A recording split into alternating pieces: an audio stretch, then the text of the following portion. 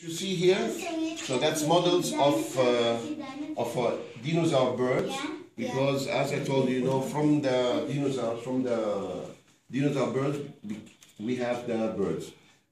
You can see here the feathers, which also the birds they have, and also the teeth. After millions of years, they were not there, but they have. Can you see the claws here? Yeah, very.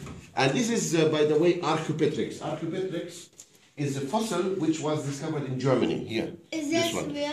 Yeah, this is iguana. Yeah, this is. Is this a real iguana? Yeah, this is all real. Yeah, I mean this is stuffed animals. So why did they stuffed animals? Yeah, these are stuffed animals. This one, Archaeopteryx.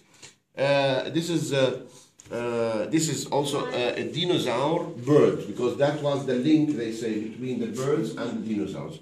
And if you see the Archaeopteryx, archeo, from the name, archeo is old. Petrix, it's a bird, the old birds. Yeah, and can you see this one? It has wings, and you can see even the feathers. Can you see the feathers? Yeah. And also you can see the tail. Yeah. It looks like a bird, and but if you see the skull, you can see the teeth. Can you see some very small teeth for you?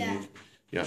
So this is there's a theory which says the birds came from the dinosaurs. Yeah, it's a theory. Why we say theory? Because we were not there at that time. We say it's a theory. It's a scientific theory. Yeah? Because nobody was living in this time. Yeah, nobody was living. Maybe. Whoa. Okay. Good.